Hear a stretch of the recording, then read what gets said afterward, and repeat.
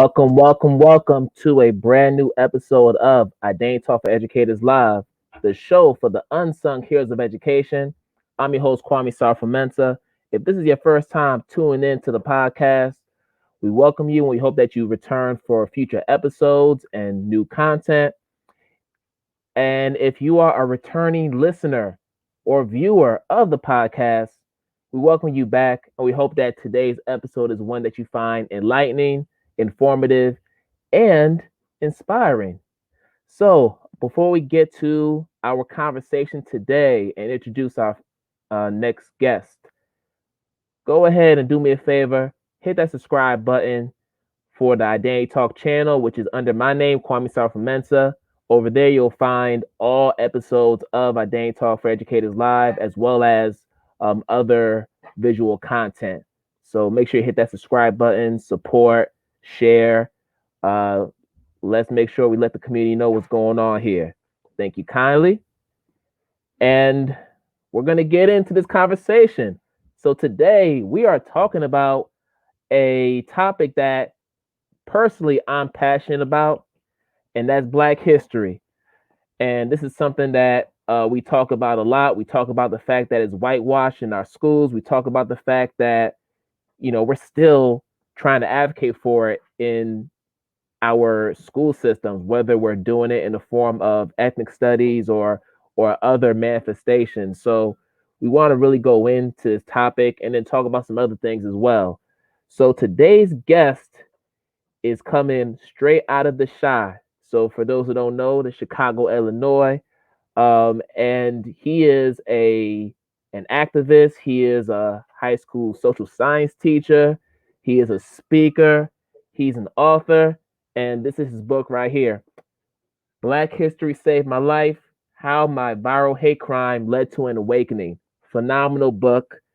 Read it in 3-4 days. And for those who don't know, I'm not really one that flies through books like that. So for this to be the page turn that it was, man, that speaks volumes to just how good it was. So make sure y'all go ahead and get that book. We're going to talk more about that today.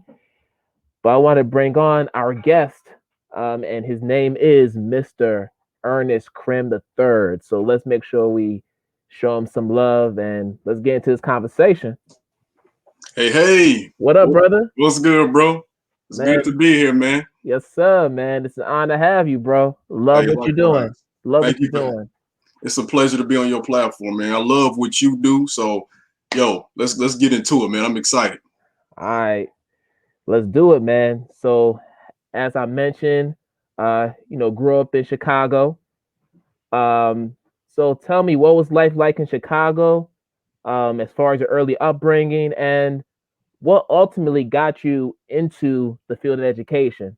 Yeah, so I think the best way to start this conversation, talking about Chicago, is a lot of people probably know on the outside looking in about the gun violence issue. For instance, this past weekend, I think there were over like 100 shot in this area in Chicago.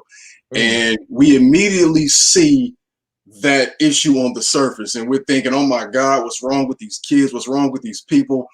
And a lot of people probably would be surprised to know that the gun violence issue was probably more prevalent when I was growing up in the late 80s and in the 90s. And we're talking about coming through like the crack era and everything and the crack epidemic. And honestly, growing up on the South Side, and I grew up on the far South Side, I was unaware of a lot of these issues. I was aware that my neighborhood looked a certain way, though. I was aware that my neighborhood was different. And the primary reason why I was aware of this was because I went to a white school. I was bused to a white school called Mount Greenwood for 8 years. But growing up on the South Side, outside of that, was really just like, everybody was tight. The neighborhood was a family. I'm sure a lot of people out there can relate to the fact that, in that time frame, it seems like everybody will say like neighbors knew each other. If I was, going home after getting off the bus and my parents weren't at home, my parents were cool with me going to my neighbor's house. It was that type of family upbringing and, family environment. Everybody like, if they saw you doing something wrong, they're going to make sure that your parent knows or they're going to discipline you or whatever, Oh, yeah, that's the culture. And we knew things weren't perfect because, of course, again, I'm juxtaposing this to the neighborhood and the school I went into, but like my household was filled with love, man. So like, you know, a typical day, we talking like maybe over the summer, I'm waking up, me and my boys, we're gonna play ball all day. And then when we take a break, we're gonna either get some, you know, from the ice cream truck, or we're gonna go to this ain't a good thing to do, especially when you're working out. But we're gonna go to Harold's. If you're ever in Chicago, make sure you go to Harold's Oh, Chicken. I know about Chicago. My sister and my future brother-in-law Yeah. and then my mom, they all live out there. I think they live Okay. out in like the Woodridge area. Yeah. Okay. Yeah. So Yep. so Yep. I know about Harold's. Harold's is big out there. I was actually just Infamous. yeah, I was actually just in the shy um maybe December last year, right Oh, before Christmas. that's the worst So time to come though. yeah, Over the winter time. I was so disappointed, man. I Yeah. really wanted to be out there, but you know, I was able to see a few things. I was able to check out the Ida B. Wells, Mm, her brownstone. yeah. Yeah. I was able to see the Fred Hampton mural. Yeah. Oh, you saw Um, some good stuff then. right. So That's dope. That's so dope. yeah. So I saw a few things, but Yeah. I gotta go back to get the full experience for Next sure. time you come, let me know, man. I'll give you the tour, especially over the summer, you know. Yes, So sir. like, you know, me and my friends, man, we taking a break to hoop and we're gonna go to Harold's, get some chicken, or we're gonna order some pizza, whatever. Like it was just that type of real chill environment. But I think that I began to really understand that something wasn't right. Like I said before, when I began going to this school and the neighborhood looked vastly different. And everybody that was on this bus going to and fro looked just like me. And you know, reading the book, it's like you kind of get into my mindset, and it was like something eventually clicked in my mind. It's like this ain't really right because like I had a lot of white friends at the school. I was cool with most of the black folks too, but it's like why aren't we going back home the same way? And I was someone who like loved television, so I'm watching all the TV shows, Saved by the Bell, Family Matters, all these different shows, and Yeah. particularly with the white shows, I it caught my eye that they would often go to school in their neighborhood, and then when school is over, they walking home or they go into their kicking spot, which would be like a local restaurant. And I was kind of like envious of that, man. I'm like, yo, I wish I could do something like that with my friends too. But we get on a bus ride 30 minutes, we walk home. You know, I mean, it just didn't look the same. Like that, like when you went to Harold's, that's not a place you want to sit down and eat because it's like all types of different people coming up in there. They ain't always in their right mind. You feel what I'm Right. saying? So Right. like, in the midst of all the chaos, like the food desert, the gang activity that was going on over there, the empty lots, and you know the fact that we didn't have a park to go to. My upbringing was good because my parents filled me with love, and they like it was like a library, like you can see behind me in my house. So that was my thing, and my mom is an educator who retired a few years back. Yeah. South Side, like she taught math, and she was a principal. And now she's a minister. You know, my grandmother was in social work. So, you know, my dad was committed to his career as a salesman for 30 years. So education was really big in my household. But again, Kwame, I never thought I would be in teaching, though. Never. And it's probably going to transition to another topic, but like, it just kind of, it was an accidental thing, man. When I went to college and I went, you know, 2 hours away to U of I and almost flunked out. And I wasn't taking courses that I really was inspired by. And knowing myself better now, I know that I can't really work properly unless I'm inspired by the work that I'm in. It's really hard for me to fake it, you know. So after I almost flunked out after my first semester, I took a Black History course. And that was like me connecting the dots when I was like, okay, I love this.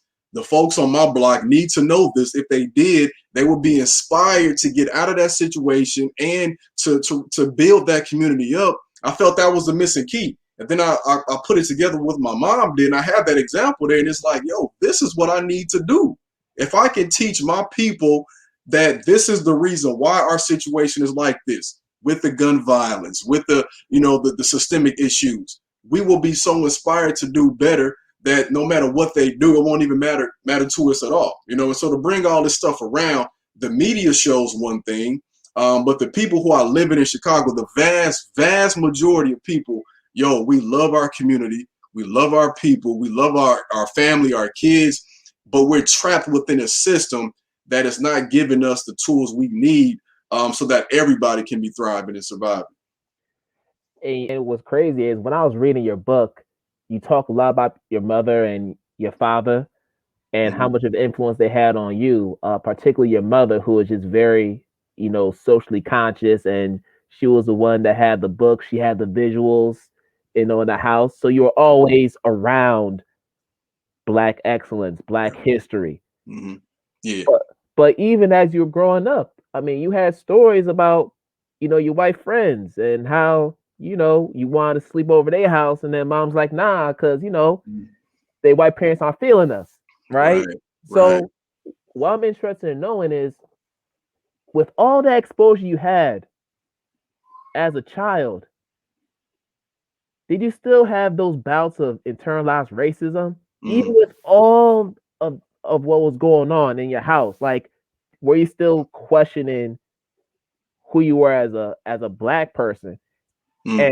And I'm only saying this because when you transition into high school, you were talking about how you were in a class, and you're with some people who weren't as intrinsically motivated to learn. They were just Mm-hmm. there, and then you were like somebody who they looked at as, man, like you're really a geek, like Yep. you're really into the books like Yep. that.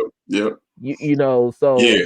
talk to me about that, man. No, man, that's real because I have, man, my experience was so unique in the sense that, again, my whole neighborhood is Black.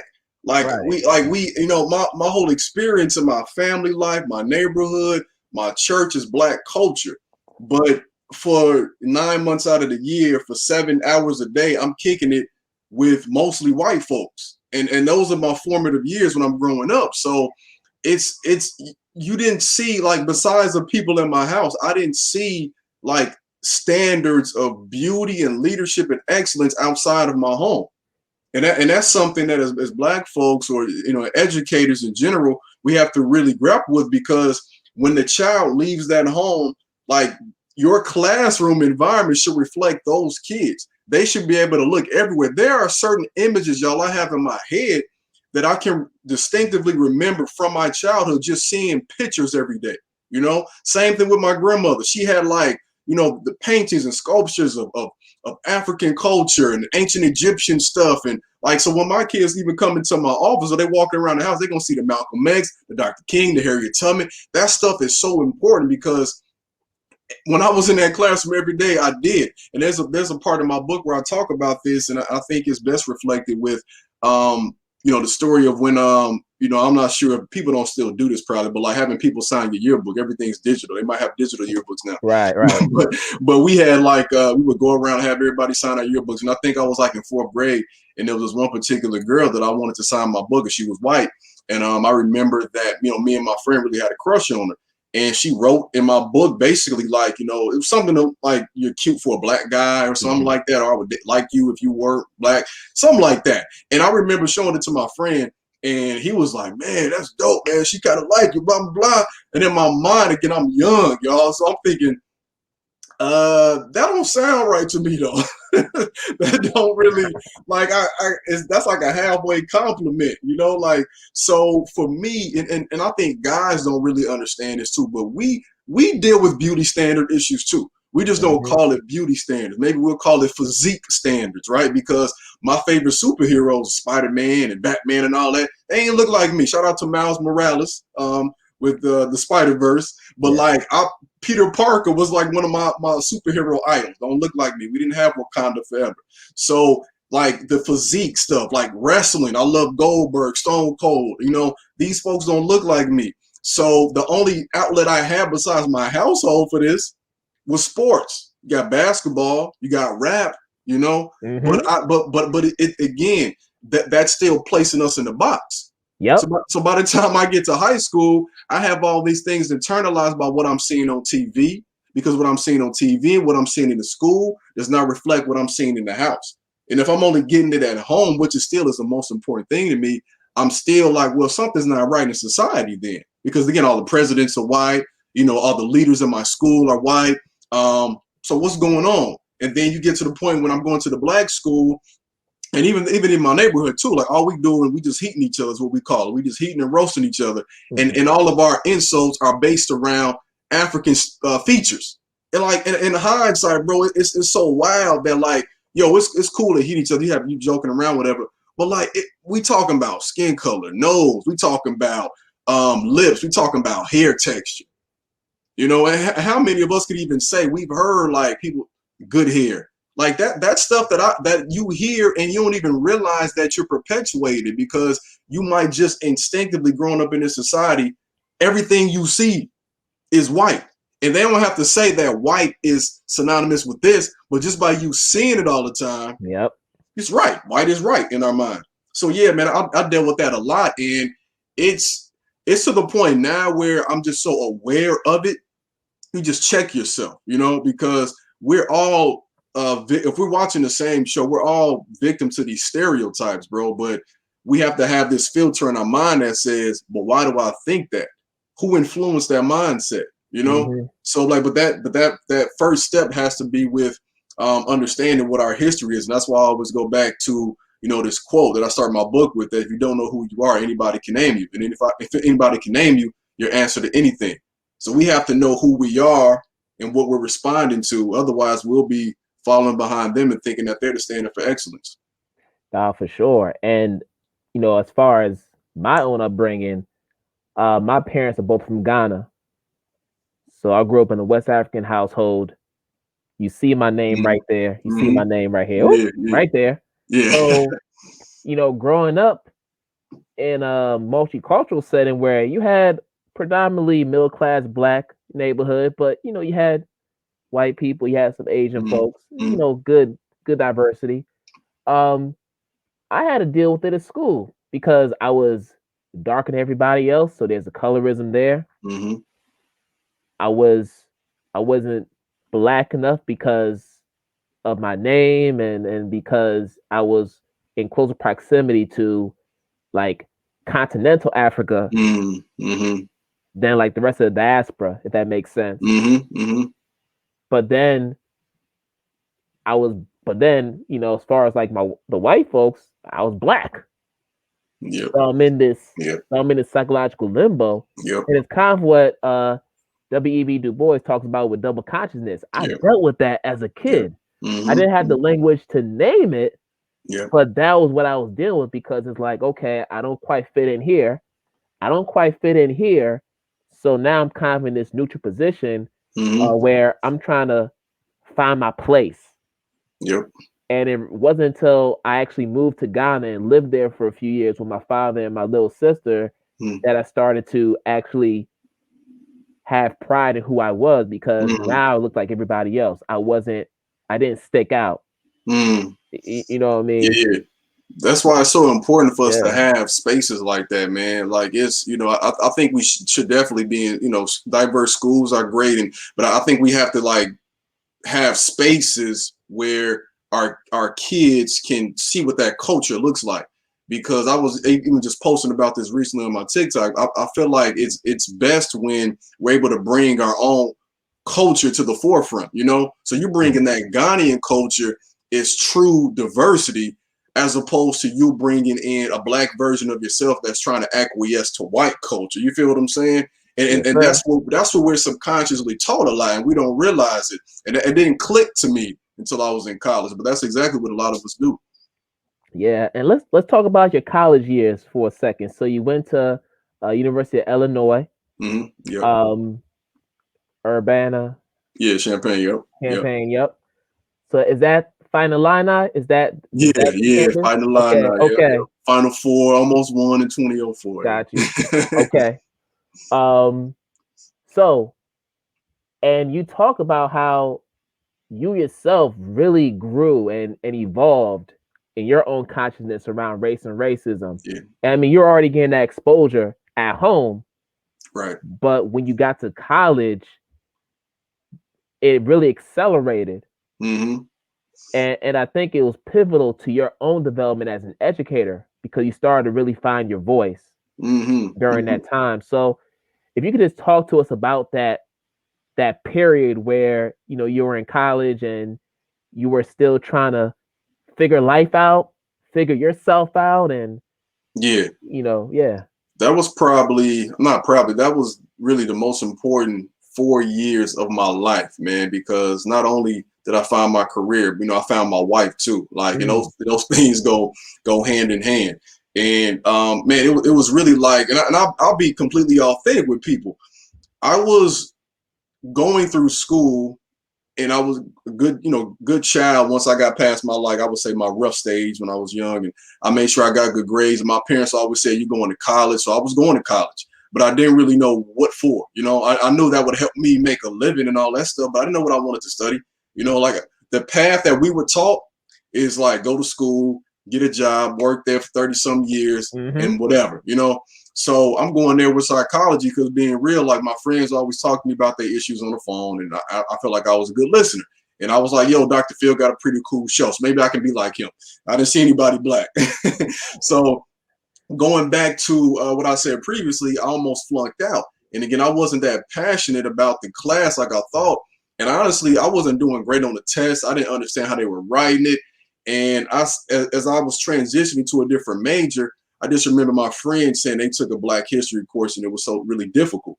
And I went back to like, well, look, I wanted to take a Black history course in high school, but it was an elective. So we need to really correct that. That's crazy that my high school was like all Black, but it's an elective. But my senior year, I did work study. So I had to drop that. I couldn't take the elective. So I said, okay, well, let me take this now because my parents can only teach me so much. That's not, they have the lived experience, but they weren't like scholars of it. You know what I'm saying? Sure. So like, I want to hear from somebody who like their work is this. So I took the course, and that's also going around the same time where, we had like a racist themed party that semester, where, you have these white sororities and fraternities dressing up in blackface, brown face, and mocking Black and Hispanic culture. And I remember just being in those marches and, of course, being in the background at that point and just trying to really understand, like, yo, this is some crazy stuff, but it's dope to see people come together. But let me learn more about these issues. Took the first course, it was 101, Black History 101, absolutely fell in love with it. The professor named Clarence Lang, I was like, yo, this is dope. I went to the class early. I sat in the front row. I remember buying the course books and then just like reading ahead, trying to like just wanting to learn more. You was that dude. You was that dude. I was in it, man. And even though I was like the geek type, nerd type that did all my work in high school, I wasn't like infatuated with it. Like, again, I'm doing my work. Like my parents saying they do your work. My grandma's on my case, all of that. But this was my first time when I said, I want to read a book. And bro, I had never really read a full book. Like in school, it was like you read, you get the Sparks notes, or you go online, or you read the first couple, yep. You read along the clip. But I'm trying to play video games, trying to hoop, trying to kick it with my friends. Of course. So I say, okay, before I declare this as a major, let me take another course. So I took Black History. It was Black Studies 100 level. That's like, again, it's not chronological. It's touching on different issues. So I go into that bookstore. Shout out to my dad because he gave me like a little card to buy my books, and I used the card to not just buy the book for that course, but I bought another book, and it was Frederick Douglass's book, and it wasn't even for my class. I was like, yo, it's a short book. It's his first one. Let me check it out. That class, yo, Dr. Abdul Al-Kamat, I've been trying to reach out to him again. That class got me even more hooked on this stuff. This dude was so amazing. Like I had never seen someone in person speak about Black history like that. It was passionate. He was an older guy. We were coming to the class as hip hop music blaring, Dead Prez. You got like Marvin Gaye. You got all this stuff. And again, the class is mixed. But my dude didn't care. He was keeping it real. And I just remember, like my man said, like the paradigm shifting moment. He said, race isn't real. And we all come from Africa. And I remember my mind just like, the mind blown emoji. I was like, what? And again, like it seems so simple, but people have to understand this is 2005 and 6, like YouTube and everywhere. Google is really just for research. We ain't think about all that stuff, right? Facebook is still fresh. And I'm thinking, this dude, I think in my mind, I just assumed that we all just appeared in different spots. Right. And that just shifted my mindset to say, yo, we originated this. So that made me want to learn so much more about Africa. But like our history is so extensive. I spent the rest of my years focused on African American history. And I'm still now, as an adult, years removed from college, learning more about Africa because we're talking the original people, the original cultures and civilizations hundreds of thousands of years ago. Yep. So, but anyway, so after that semester, I go home and I tell my mom, this guy is amazing, blah, blah, blah. And she's like, what's his name? I tell her what the name is. She said, sound like somebody I might know. I said, well, his name used to be Gerald McWhorter. And then my mom was like, shut up. That's the professor I had at UIC 30-something years ago. So Wow. that's what I'm like, this is divine intervention. All right, so look. Because again, I'm gonna chip off the old block with my mom. Like, she's a speaker, a minister. We kind of have some similar personalities in that sense. Mm-hmm. And for us to both be inspired by the same person unknowingly, 30 years apart, different universities, different paths. Wow. I was like, yo, this is. Then my dad kind of put it in my ear too, like, we need more Black educators. And I'm like, you know what? Let me really think about this. My first idea was to be a professor, but my mind is Black history is going to save our community. It's taken out for a reason. So I'm thinking, well, if I'm a professor, they got to get to college. I want to get to them even if they don't want to get to college or before they, you know what I'm saying? So that was kind of my path in college. And at the same time, I met my wife. And as I'm flunking out, she's getting 4.5s and 6, 3, whatever. She's the highest, and she's a math major at this university. And like that was like, yo, okay, I gotta get on myself because I love her and I want to be with her, and she ain't gonna be with me if I'm flunking out. So what am I doing after college? So that really made me hunker down and say, all right, we're gonna try this teaching thing because this is gonna allow me to make an impact on my community immediately. And I'm going to, as best I can, like Black history is going to be in everything I teach. Is U.S. history? Okay, Black history is U.S. history. Let's go and get to it. So that's what got me, man, from flunking to being on the dean's list to saying this is what I need to do to help us out. Yeah, man. And, as I mentioned before we got on air, so I was a math major during my undergrad at Temple University. But for those who don't know about Temple, Temple is the first PhD program for African American studies. So like Molefe Kete-Asante. Yep. You don't know about him? Legend. Y'all gotta get familiar. He is pretty much the face of that program. Unfortunately, I didn't get a chance to take any courses with him, but I was a African American Studies minor. And I was one class away from being a double major. But I was in my 5th year, and I was at that point where, listen, I've already given y'all so much money, Temple. I'm ready to roll out. I can't afford to spend another semester waiting for this class. It was a research methods class.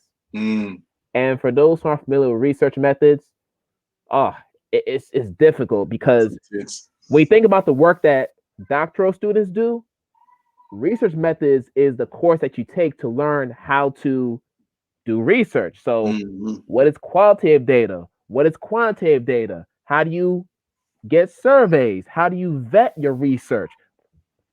So that was the hardest I ever worked.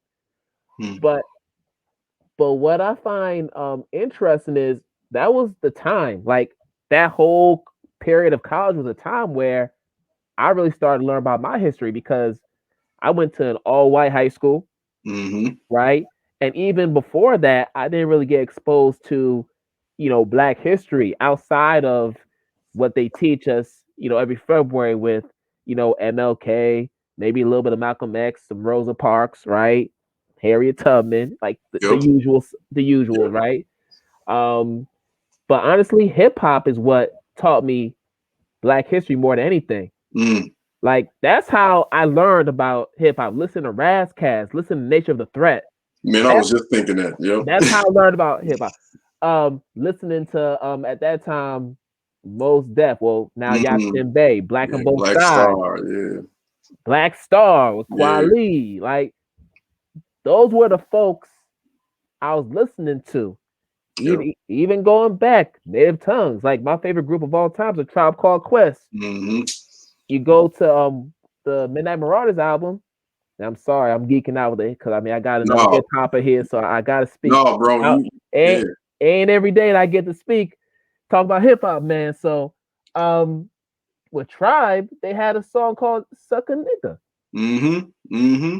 where you learn about the meaning behind it, the history behind it. It was all in song, but that was my curriculum. That was my Black history curriculum because Yep.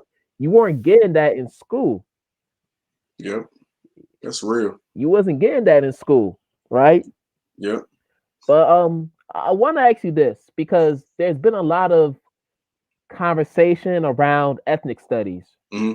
and I know you're a social science teacher, Mm-hmm. so I'm sure you've heard news about that. But you have a lot of different states who are pushing for the curriculum. Yeah.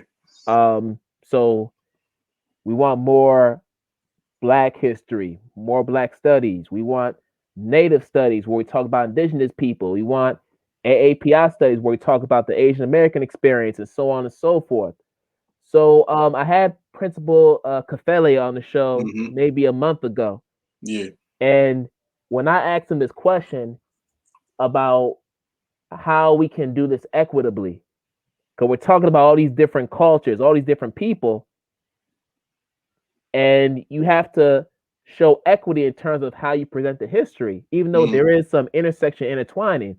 So I asked him, how can we equitably uh, teach kids about the Black experience, right? And he said, well, we have to learn about everybody else, but they got to learn about us. Mm-hmm. Like we are uniquely American. Us and of course our indigenous brothers Yep. and sisters because of how our history is. So Mm-hmm. I want to get your thoughts about ethnic studies curriculum and the push for it, and also how do you think it can be done in a way that gives each of the different groups justice if we're talking about anti racist solidarity? Yeah.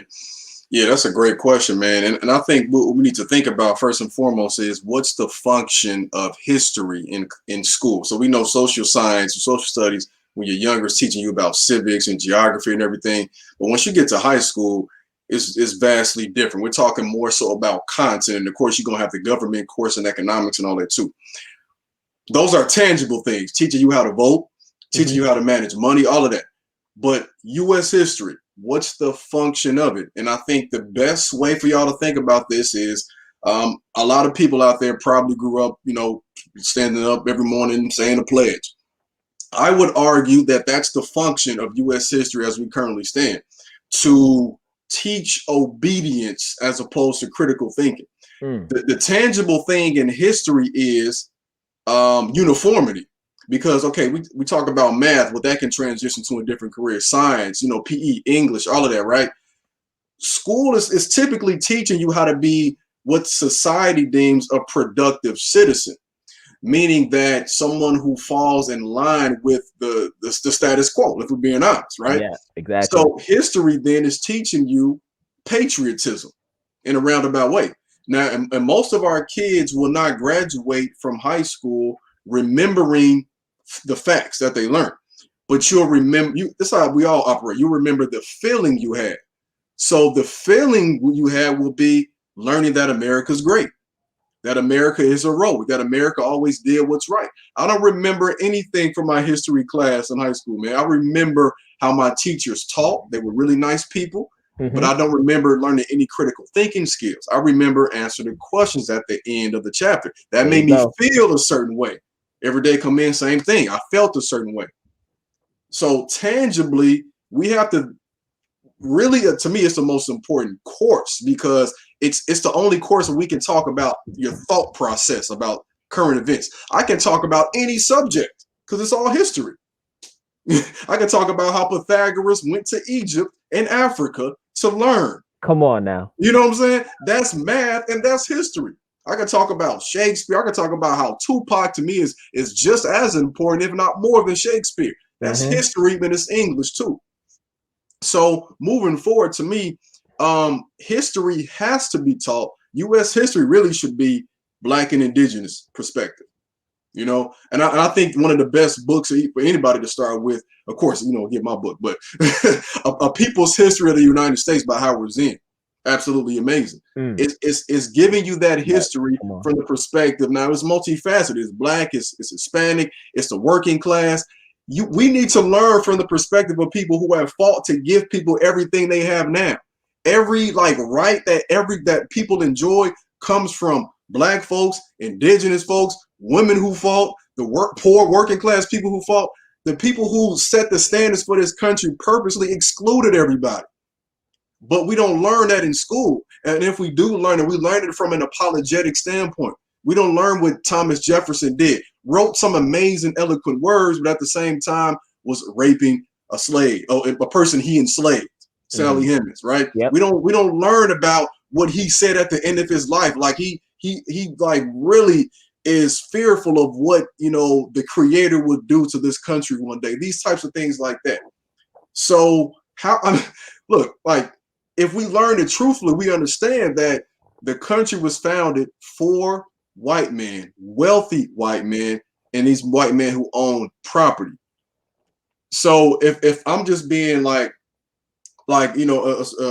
being a realist, like if I'm a black student at a school that's majority black, why am I not learning my course, Black History? Why is that not mandated? That's why even if we go to a school that's all black, most of them anyway, and from my experience, of course, I would say, we're still not learning authentic black culture. No. You get what I'm saying? Because like, so moving forward for these things to make sense, I believe that history has to encompass, of course, black and indigenous histories as a foundation. And I think that, and I'm a big proponent of localized education because I know we do need federal standards, but like the issues we deal with in Chicago are different than the issues we deal with in the town I teach in now. It's 45 minutes away, Joliet. It's different from Idaho, North Dakota, New York. You feel what I'm saying? So like they might be agrarian, we might be urban, they might be suburban. So it should be black and indigenous, but also it should function with something tangible, history with problem-based learning.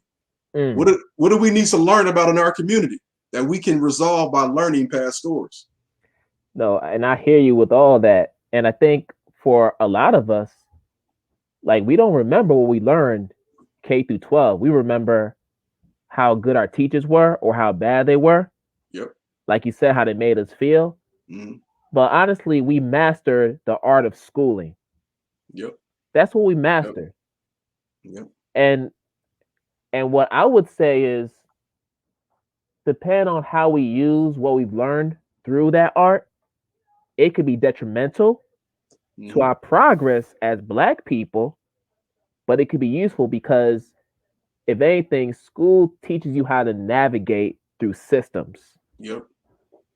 Think about when we're in college. I mean, you knew what classes you could kind of BS and still get a decent grade. Yep. You knew which ones required you to have maximum effort, right? You knew that already. All right. Good night, buddy. Hey, so that's hey, my what's son. up, buddy? Hey, say wave I can relate. to Ernest. Hey, say hi. Nice to meet you. All right, you say good night. Good night. All right, high five. All right, see you tomorrow. That's a first, yo. Making first. history, man. Yes, sir. But I was just saying, like, I feel like the navigational capital that we gain from the art of schooling is what will help us to navigate through racist systems. Yep. Regardless of what industry we're in. Now, in this case, we're talking about education, right? So now we're having these conversations around critical race theory, and all these political attacks, mainly from the right wing and conservatives, is just ridiculous because we know that critical race theory is not being taught in our schools, right? But yet they're adamant in ensuring that it's banned everywhere. So I want to know your thoughts about what's going on with regard to critical race theory and how can we as educators infuse the spirit of it, because we're not going to teach them about interest convergence theory. We're not going to teach about like the tenets, but we can at least infuse the spirit of it into our curriculum. So how can we go about doing that as educators, particularly from a historical perspective, because you are the social science teacher, I think is Yeah. very applicable in your area. Yeah, I think with critical race theory, you know, I'm glad you brought that up because for one, when I'll be like real, and you might be able to relate to this too or attest to it, but I Yeah. feel like it just came out of nowhere. It kind of blindsided me. Like I never really heard the term, honestly. And when I did research on it, I was like, oh, I'll probably teach a little like from that angle in terms of a historical perspective, like showing this foundation of, you know, racism in our country and talking about how that steered a lot of our legislation. I mean, that's just obvious, right? Mm-hmm. I do think that it's being used as a political distraction Yes. because the foundation of power in this country is using the fictional concept of race to divide people. So we know race is not real, but we do know that black is in a sense, I mean, it's real because it's an identifying thing for a lot of us in this country, but it was used to divide enslaved black folks and indentured white folks so that the people at the top, the white folks who own the money and whatever the land, could take over this country, basically, in terms of let them fight. Let the white person be the overseer, or sometimes a black person. Let them be on the plantation and let them squabble and beef while I make the white person think that they're going to one day be like me. We know based on the numbers, that's just not how it works out in America. Sure. So I believe that it's a convenient distraction. And I think that if someone was thinking, oh man, how am I going to teach this? I was just, at a conference, I was co-facilitating a conference with some Texas educators, and there was a speaker there even talking to them about this, how they're going to work around this issue. And the main thing he kept going back to was, you just use sources. Like sources don't lie, you know? And as a history teacher, honestly, or any content that when you're teaching critical thinking, you want the child to be led to that question anyway. You want them to, like for me, again, you know, going in my book, like when they see the list of presidents, you want them to, okay, so what do you notice? You know, and our kids are going to probably pick it out. Like, oh, it's all men, or they're all white, or there's no woman there, you know, so we want kids to draw these conclusions. Now, like, that's not critical. That's not forcing an agenda. That's just saying we see how this is right here. What's missing? And I think for anybody that's wondering what you can do for if you're talking about history, for every period of time that you're teaching, you should always be constructively thinking, what were black people doing? What were Hispanics doing? You know, what were indigenous people doing? What were women doing? That was a question I was faced with. My district is majority Hispanic. And again, my specialty is black history. So when I'm talking about slavery, I had kids saying, Mr. Crim, what about Mexicans? And I was like, oh, it's a good question. So again, that goes back to I should be teaching them as, you know, about people who look like them too. So I began doing research on that. Like that's important. Our kids have to see themselves every period of time. And any content can encompass this. English teacher, again, I'm a big proponent. Hip hop should be in these English classes. Come on These are now. modern day poets. Kendrick Lamar, then he win a Pulitzer Prize. Like he won something. I'm probably messing it up, but he won. Like these dudes are geniuses. If anybody out there, if you ever tried to rap or construct like even a poem and you putting it over a beat, that's a skill. The stories these folks tell. You talk about Raz Cass, Nature of the Threat. You understand the amount of research that went into that? I think I saw you post before about Dead Prayers. Like that. Oh, day school. That's like, man, paradigm shift. Come on now. If a child, well, and again, it's an explicit song, but if you're able to hear the perspective that they had in high school, and you like, yo, that's how I felt. I just couldn't put the words together. But you know what's crazy? KRS-One told you that about you. Told you that you must learn. Maybe 15 years prior to Dead Prez. You know what I'm saying? Just a more friendly version of that. Exactly. So, yo, I honestly, like, I think that there's a lot of anxiety on educators. We're coming back after a pandemic this fall. You know, we got the CRT discussions. You know, it's a lot of issues going on. But I would just say for anybody out there that teaches content like this, don't fret, don't stress. Just like, yo, let the primary source do the talking. And the statements that you might want to say, phrase it as a question. What do you Yeah, notice? What do you notice? And anything that's a primary source is fair game. And that could be yesterday. right. I'm just saying. If it's a news story, it's a primary source. There you go. And I think that's the thing. We get so caught up with the language that's put out there that we don't take the time to think about how can we get around it, how can we navigate it, right? Right. So we know that CRT is not explicitly taught in our schools because guess what? It's not developmentally appropriate. That's for like doctoral students, grad level students. We know that. Yep. So I feel like we've been engaging in the spirit of CRT this whole time. Like as a history teacher, you are a counter storyteller. Everything we do is counter storytelling. When Rudine Sims Bishop talks about books being windows and mirrors, right? For our children, she's talking about counter storytelling. When we talk about diversifying our books with narratives, not just diversifying, but decolonizing our bookshelves with narratives that speak authentically to our experiences historically, culturally, and contemporarily, right? In this country, we're engaging in that. Tackling instructional bias. That's all we're doing. But the thing is, we get caught up with the counter storytelling term, but it's like, let's break it down. And I think that's one of the things about education. I feel like in our field, it's the one profession where we come up with these super sophisticated terms for real simple stuff. The basic stuff. Real simple stuff. And like, nah, why we gotta say that? Like, we're just doing this. Exactly. And we get caught up in the language and the jargon. I agree 100%, man. Man. Get to the basics. I mean, the most important thing is the kids. And if we really want, our country to be better, I think we just all have to take a step back and say, are we doing what's best for the kids? And of course, a lot of politicians wouldn't honestly be able to say, yeah, but for the educators, we got to really be like, yo, if this is what's best, then I gotta do what's right. Yeah.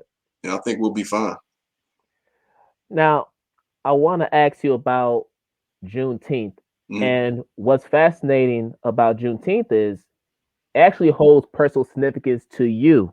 You want to share what that also is? Right. So it's also believe it or not, it's my anniversary, man, wedding anniversary. Come on. And I mean, I can't come up with a better story. I mean, the flag is right here too, so it's like to be somebody whose life is defined by, Black history, Black pride, and then being married on the same day. Like, and honestly, man, it wasn't planned that way. It was a Saturday in June. Of course, I knew what the date was, but people probably can't even, especially in the future, it'd be hard to understand this. But in 2010, in the Chicago area, this wasn't something that people really identified with. Like, I knew about it. I taught my kids in it. But by that time, school was over. When we had our July 4th cookouts, we would do it in the spirit of Juneteenth. You know what I'm saying? But like, it just goes to show you how quickly, something can change based on the context of the time. Now it's funny because for the last 2 years, of course, it's been this big celebration all across the country. Right. But like me and my wife, and we celebrating Black love, so that is revolutionary. But it's just interesting how over the course of time, not just one event in George Floyd, of course, but it's like the whole decade that led up to that caused people to say, we need to really have something that's for us, man. And I think it's a great thing. One of the things that really inspired me was just seeing the celebrations that people had, in Texas back in the day, because that's, of course, where it occurred. Yeah. And I've been celebrating this since the ending of slavery, or as I say, the transition of slavery. But I think that it should be something that we look at and say, what else should I be celebrating that's uniquely our own? Because we never want to wait until, American society says it's okay. Like, because by then it should already have been a mainstay. And so one of the things I've actually been doing too is like, there are certain birthdays we should be celebrating. You brought up Ida B. Wells earlier. That should be a birthday we celebrate. Out here, we had a celebration for Malcolm X's birthday, May 19th, Yep. like that matters. And you too, like in African culture, ancestral paying homage to your ancestors is such a big thing, like libations and just that whole concept. So Juneteenth to me is just the beginning, and I'm excited for our people because I think that's, besides what unfortunately happened last year, I think that's a gateway to us to really want to say what else should we be knowing and what else can we celebrate, because that's when we truly gain pride.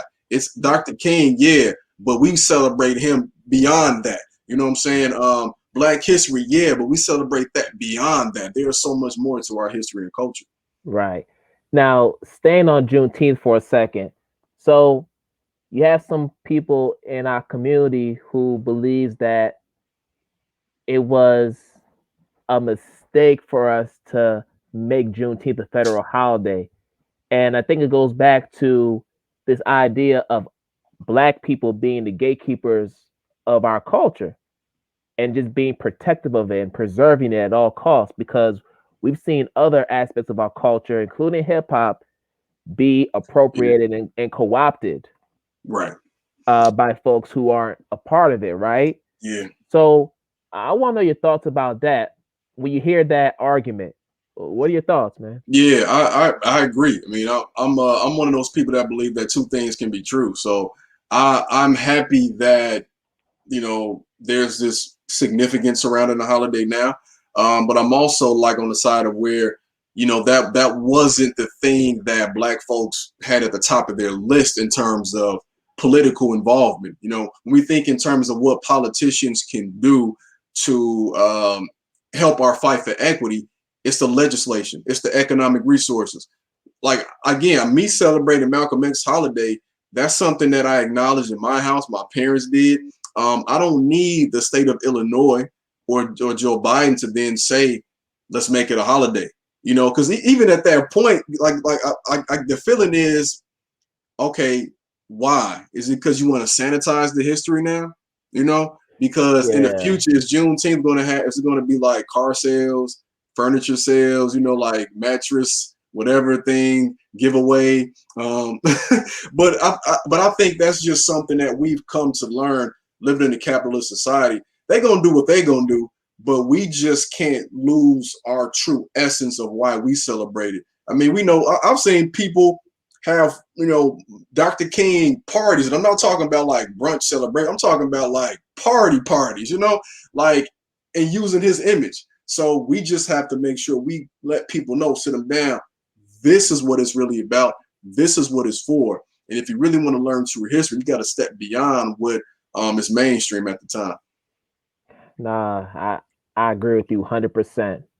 So I grappled with that, like when it became a holiday, because it's like, okay, that's great and all, but right, anti-Blackness is still prevalent and pervasive.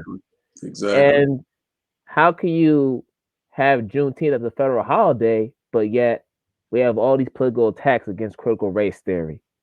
Right. That just doesn't make any sense. But that's another conversation for another day. Yeah. I want to talk to you about, so your book, Black History Saved My Life. Mm-hmm. The way you have it structured is very similar to how Ibram Kendi structured his, How to Be Anti-Racist. For those who've never read the book, you provide your personal narrative, you talk about your life and everything, but then maybe like midway through the chapters, you're connecting it to a historical period or a fact, and then you come back to your personal experience. Like the way you structured it was very similar to how Kendi structured his book, which I thought was super dope. But I want to just fast forward to the lead up to the very final chapter. And I'm not going to give away the hate crime because I want people to read the book. But I'm interested in knowing this. So You and your wife are at the event. Mm-hmm. You get into heated exchange with Mm-hmm. a white woman. Yep. White woman, of course, is saying some slurs. Mm-hmm. Uh, and then she hurls saliva Mm-hmm. in your direction. Mm-hmm. Yep. But which of course, and it got mostly on your Yep. My wife. right, Yep. your wife. But I'm more interested in knowing about the two bystanders, Mm-hmm. the two black people who are friends of the white woman. Yeah. Were you more upset with the saliva that got on your wife than you were with the two black people who are watching this whole thing unfold Yeah. and they didn't really intervene? What angered you more? So, for the folks out there, like you can put this in YouTube and you'll find her name is Jessica Lynn Sanders, and it'll Okay. pop up like Jessica Sanders, Chicago racist. You'll see the context of this. So I think it's important to let people know too, like the situation where her two black friends were defending her, that happened before the spit. So I would say that I was more disappointed in that because I feel like that led Okay. to that. You know what I'm saying? Like Okay. I feel like they allowed it. And if you watch the videos real short, like I'm just being real, like from my experience in America, the things I've learned, and I expect more from us. Like we have an experience. Cannot be shocked if a white person has that type of hatred towards me because in this society, that's what they are either subconsciously or consciously taught. You know, it could be It's expected. yeah, like we're expected to not love ourselves and our blackness, and they're expected to love themselves and think they're better than us based on the standards, you know, of Sure. how things are taught, you know. So I was, yeah, I was more again, I was yelling at them, like because the pride I had in myself, I guess I made the mistake of expecting someone to respond the way I would have, and I would never let something like that fly. Stranger or not, black or not, but especially if you black. And I just expected so much more from them. And it was a wake up call for me though to say like, yo, you just because somebody looks like you does not mean for one they have the same upbringing, they don't have the same pride, the same understanding. But of course, we probably have the same experiences, but we have not all internalized it the same and used it the same way like I did. So All right, yeah. interesting. And then with the book, you said that you were thinking about writing this book around 2010. Mm-hmm. Yeah. So I'm wondering what took you so long to write it because I mean you had a heck of a life. Like Man, yeah, procrastination. I mean, mm, you know, I'm the type of person, man. I work a lot off passion and inspiration for the better, for worse. You know, like for good or bad. And sometimes that can be good, but if you're going through a spell where you don't have anything, or you didn't see something that gets that fire lit, you're kind of stagnant. But I I just hear knew that. that Black history had inspired me so much in college. Like, I'm like, I want to write something like the stuff I read that inspired me, but I didn't know, like, well, what am I going to talk about? To be real with you, man, I don't know if I'll put this in the book. I'm kind of don't remember right now, but it's like I was, I don't know. I didn't. My confidence was so low on it. I was like, man, well, what can I say that nobody else said? And when I Yeah. began to like even try to find my voice, my first perspective was to talk about health from a Black perspective. And that's the same year this happened. I spoke for like really like the first time, and I spoke at my mom's church about health. And me and my wife we were gonna do like this little health thing, and that was gonna be my angle. Now, Yeah, Black, you mentioned that. Yeah, you mentioned yeah. that. Yeah. So the Black pride was still there, but I was like, I was comparing myself, like, man, I can't like Michael Eric Banks, like these folks, like that. That's. But when that incident happened, man, and a lot of people probably have situations like this where it's like, this is the worst thing that's happened to me publicly. This is my lowest spot. So like, what else can happen to me? You know what I'm saying? Like what? Mm. Like I'm about to just lay it all out on the line. Whatever happens, happens. And I got so much confidence from it, you know. And at that point, so you're talking 6 years later, 2016. I'm like, well, shoot, I got a story. And it wasn't because like you said, I had one before, but it's like I started to connect the dots. And I thought like, wow, I really have been dealing with this issue since I was about 6. And I just started to write down all the incidents in my life that made me aware, and how it was countered by my parents teaching me about myself, or my own inquiry teaching, or learning later. And I was like, dang, like if I hadn't learned, or if I didn't know all this stuff, I didn't have all this pride, I would have internalized what happened. I may have reacted in a way I shouldn't have, that could have ended in death possibly. I would have probably not have fought the case, because through this trial, I learned so much about how people deal with this a lot, man. And they don't think it's a big deal, or they're fearful, so they never go public with it. Or maybe it wasn't even recorded. Right. So that was my breaking point in a good and bad way. And that's why I'm speaking to you now, because it gave me confidence to be like, for the rest of my life, I have to speak about this like it could happen to my child or somebody else's child. And I got to speak at it from the perspective of, if I don't teach them this, then they might become a target and might internalize it to the point of depression.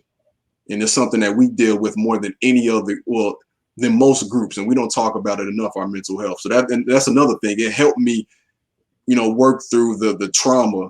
It helped me work through the bouts with depression I had. I had to have an outlet. Wow. And let's stay on that for a sec, because in your book, you talk about your struggles. You talk about being profiled by the cops on multiple occasions. You talk about just seeing Black death, loss of Black life, and how it impacted you. I mean, even on the day of the trial with George Zimmerman, who killed Trayvon Martin, right? Which was also the same day that I think Sandra Bland died too, right? Was it the same day? Yep. Like, y'all were at dinner with friends, and you're hearing this.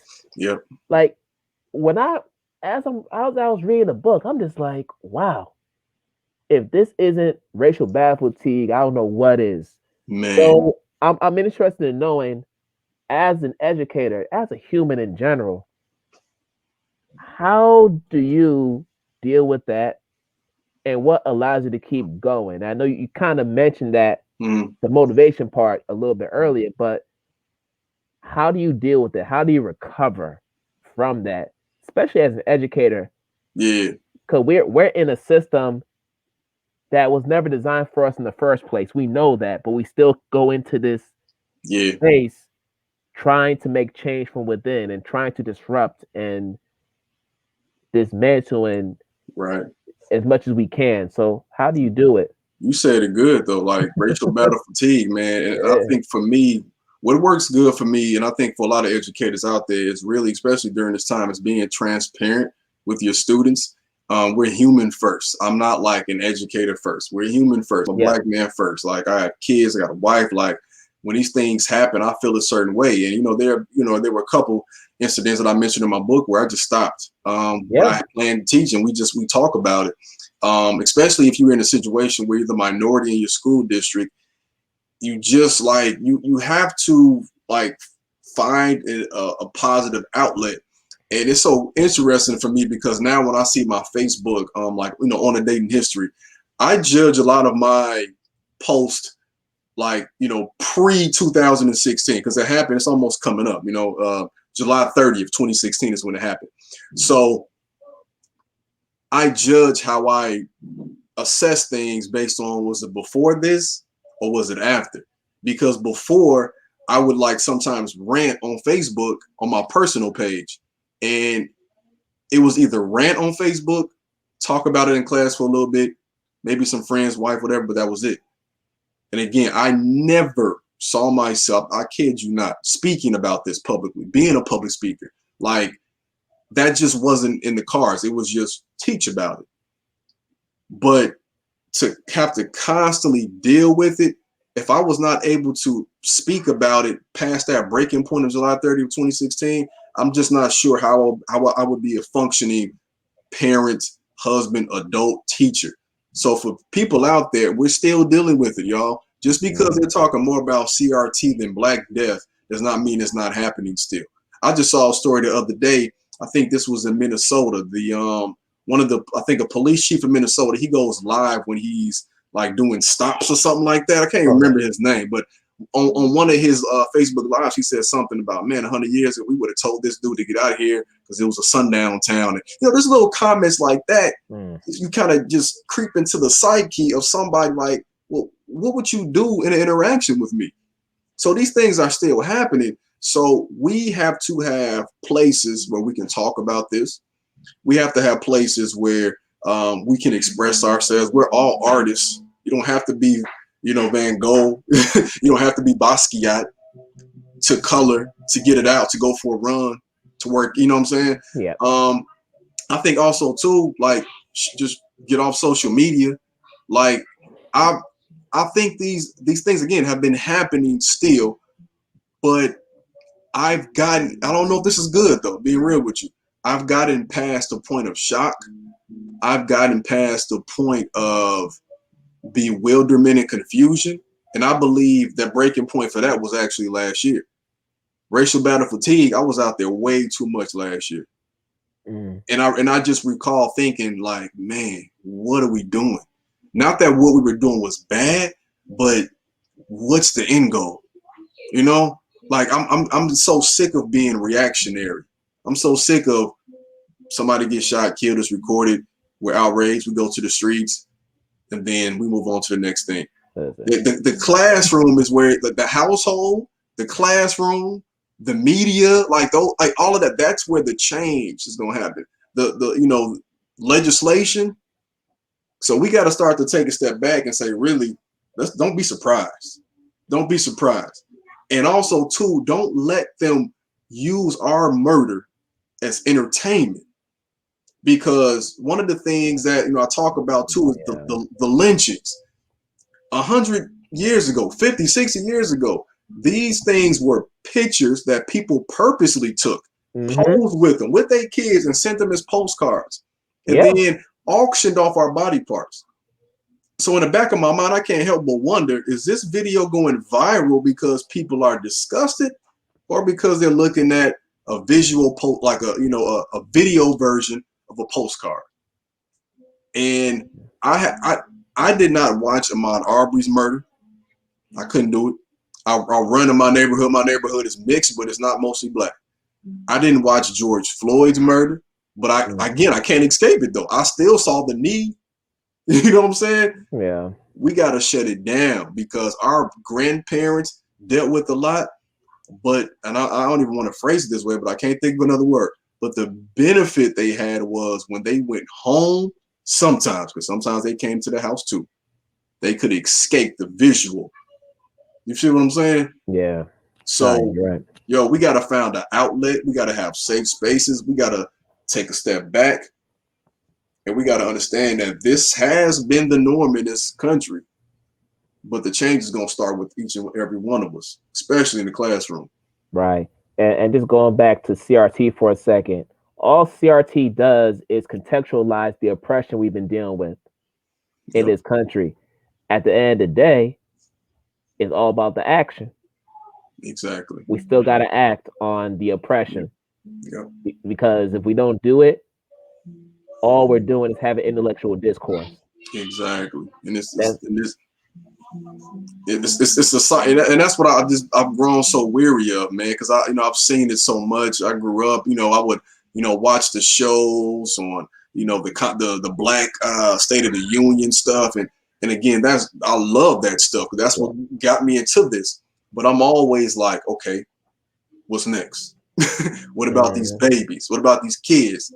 Going back to what I said when we first started talking, 100 people shot in Chicago.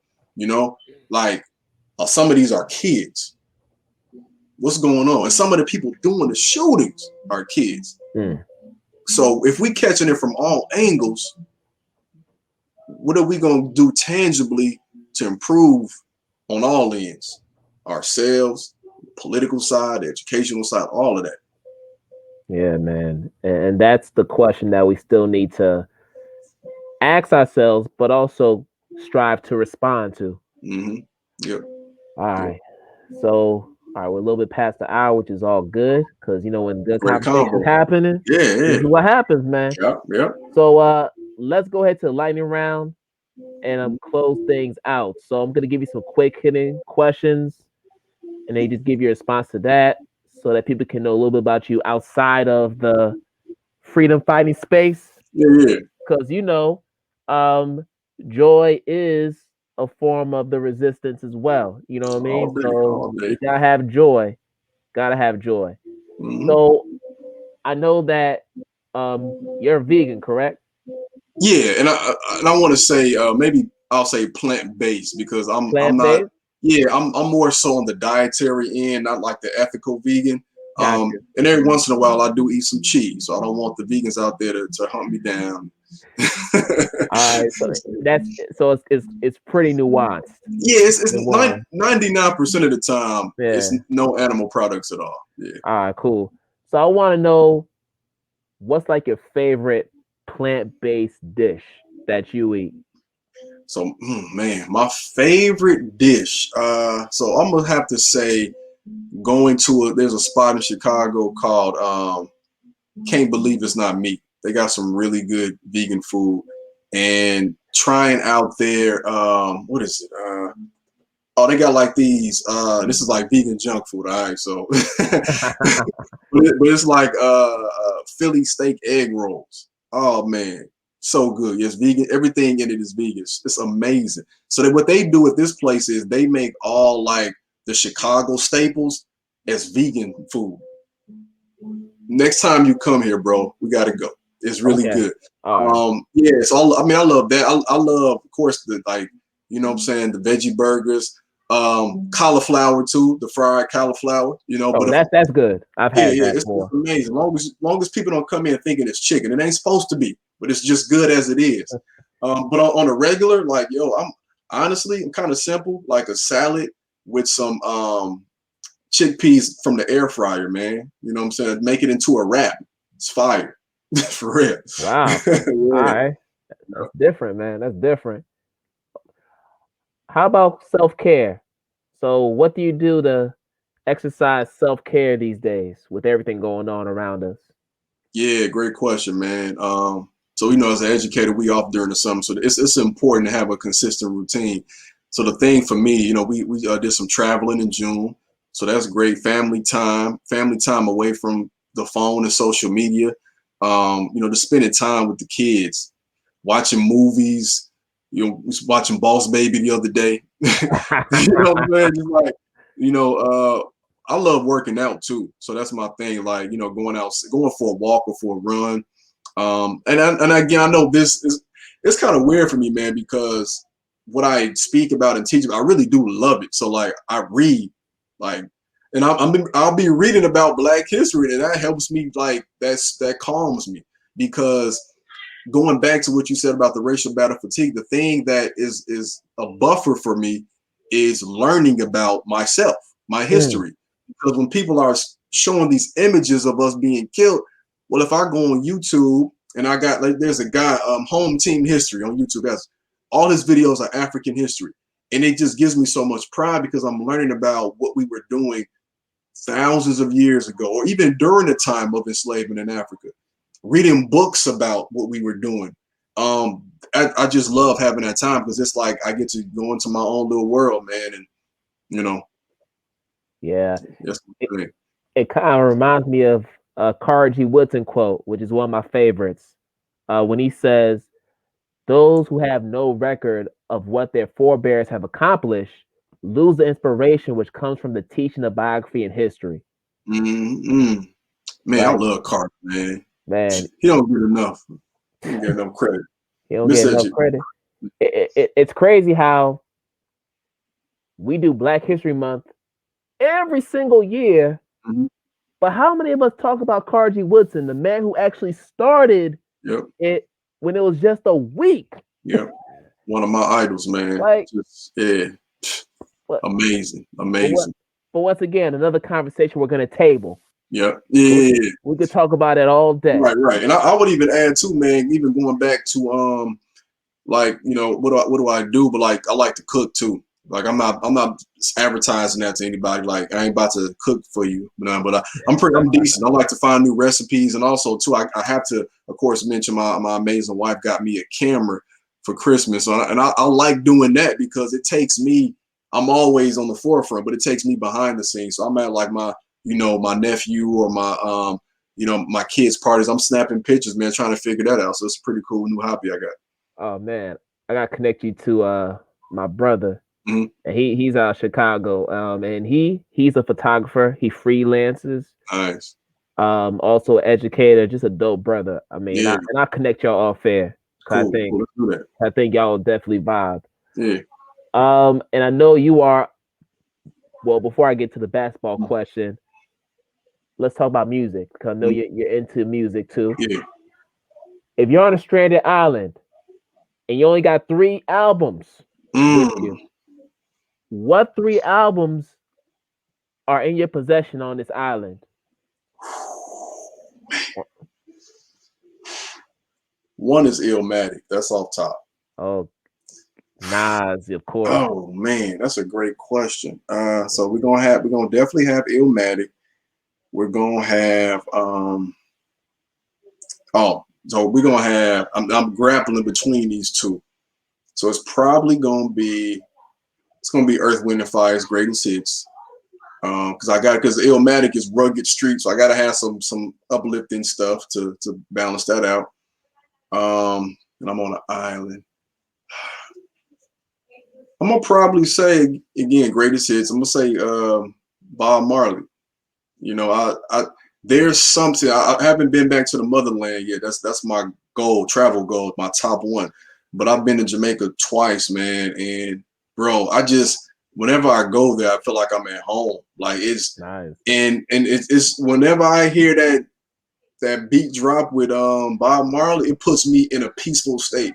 So if I'm stuck, I gotta have that mindset, But I'm a hip hop head through and through. But it's just, you gotta have a balance. No, I hear you. If you can invite 3 people to dinner, dead or alive, who would they be? That's a great question, bro. 3 people. Ooh. Malcolm X, man. Malcolm X, number 1. Probably my biggest historical influence. This question gonna make me a little bit emotional, man, because I thought about this part a lot. But I would say 2 would be one of, and I gotta say one because our family tree is huge, but sure. One of my last ancestors that lived on the continent before they were enslaved. That I can't, once I'll trace my ancestry through the census data, but get to a point where we weren't even named as people. So I'm always running into a roadblock. So I would love to have a conversation with that person or groups of people. Third person would probably be. Third person I'm going between these. So I got to have my Black woman represented. I'm gonna say Harriet Tubman. That was either Harriet Tubman or Ida B. Wells, but I want to get some. Harriet Tubman, man. I know she gets credit, but I don't. Man, do people realize what she did? Yeah, we gotta chop it up with Harriet. No, I hear that. But yeah. That's always a tough question for people to answer. Yeah, that's a difficult one, man. Yeah, that's tough. Especially if you're a history person, because we like, my mind is everywhere. No, I hear that. All right, basketball, and I know that we have a finals game coming on today. Game 2, Bucks and Suns. So first basketball question is, who do you have winning it all, Bucks or Suns? Who you got, and in how many games? Yo, Suns all day. I'm gonna say 6, just to be nice. Yeah. To Giannis, because when people are at home, like they supposed to win. You know what I'm saying? But Giannis got to work on that shot. So, but he's so dominant that I'm gonna say they're gonna pull out 2. But I'm kind of going towards 5, man, really. But I'm gonna say 6. Yeah, I'm thinking 6 too. I'm thinking Yeah, 6 too. I just want to see Chris Paul get a ring. That's just yeah, me. that's my main thing, man. Shout out to Yeah, Chris Paul, Chris great, Paul. great leader. Yes, sir. Yeah. And then who are your 5 favorite players to watch in the NBA? 5 favorite players. All time or Man, any okay, yeah, because let's I can't. yeah, not all time, like right now. Okay, right now. Yeah, right now. Yeah, that's tougher for me. Cause I've been, when I grew up in Chicago in the '90s, man. So like I've seen the Oh. best of the best. But let's just be real, LeBron. I mean, Yeah. I honestly missed watching him through the playoffs, and I think a lot of people will admit that, even if they don't always root for him. It's just exciting to see him play. So LeBron is definitely number one. KD is. Mm-hmm. I'm so mad they lost in that second round. KD was killing them. So Let yeah. me see who else. Who else? I'm gonna still go with Derrick Rose. I know he's not the same Derrick Rose, but that's probably, but that's still probably one of my favorite players in the league right now. Probably my favorite. And whenever I see him play, I mean, we a couple years apart, and so he just the passion, man. You said 3 or 5? 5. Okay, now I'm That's stretching it. Okay. Hmm. Chicago not really doing too good right now, so um, I'm gonna say I'm gonna go with Chris Paul now because we in the Chris Paul mood. And sure. I love the leadership. I love the leadership that I see from him. He's just dope, man. Like, and he's not flashy, and I love players who can get the job done that way.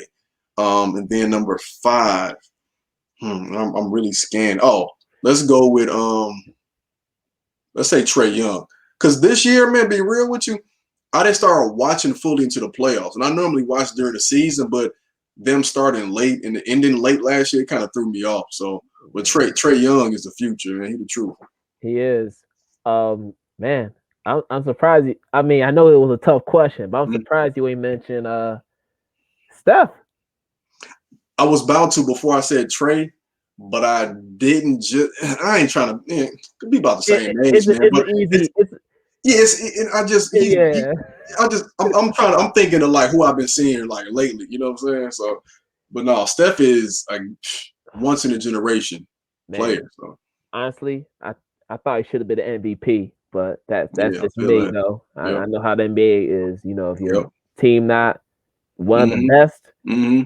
Yeah, and he did his thing with all those injuries his team had. So, but man. yeah, But whew, man. But Ernest, man, appreciate you for coming on. gratitude, bro. Thank Uh, you. just a dope conversation. Love what you do, man. Keep on doing it. Thank you. Um, and let people know how they can connect with you on Yeah, social media, and also throw your website in there, and I hold up the book while you do definitely that. appreciate that. Yeah, so you can want to purchase the book Black History Saved My Life, How My Viral Hate Crime Led to an Awakening. Excuse me, ernestcrim.com or Amazon. But if you get it through me, I'm autographing it just for you. Social media, I'm at mrcrim3. That's CRIM number 3. That's on Twitter. That's on Instagram. I'm also on TikTok at mrcrim3. And TikTok is really dope because I really had no idea that there was such an appreciation for history discussions on there. So I post a lot of content on there. So check me out, especially on TikTok and Instagram. So yeah, check me out, y'all.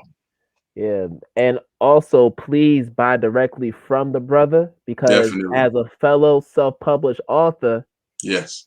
we gotta get rid of the middleman. You Let's know, get you know what it let's is. get all these royalties now. Right, right, Let's get right. all them royalties. So Yeah, support indie black support, authors, man. support black authors, man, especially independent ones, self-published. No doubt, no doubt. Yeah. So I learned the hard way, man. Yeah, I man. learned the hard way, but I know better now. Yeah, and we can educate the masses, man. But yo, Kwame, thank you so much, bro, for having me on here. It's a pleasure. We got to chop it up, off the air a little bit more too, man. Especially when you come back to Chicago. Let's get up. Oh yeah, man, for sure. So whenever that is, I definitely be hitting you Hmm. up for sure. Cause Definitely. I just have a lot of people out in Chicago. Hmm. A lot of Yeah, people out there. yeah. So Dope. yes, sir. All right, man. I'm gonna let you live. get to your family. I'm sure you're gonna watch the game, so enjoy the Oh yeah. game. Oh yeah. All day. All right, brother. All right, peace, bro. Take All care. right, peace. All right, y'all. We are about to conclude another episode of Identity Talk Educators Live. And as I always tell you all, wishing you a good night, good afternoon, good morning, wherever you are in the world. And we're going to do this again another time. Peace out, y'all.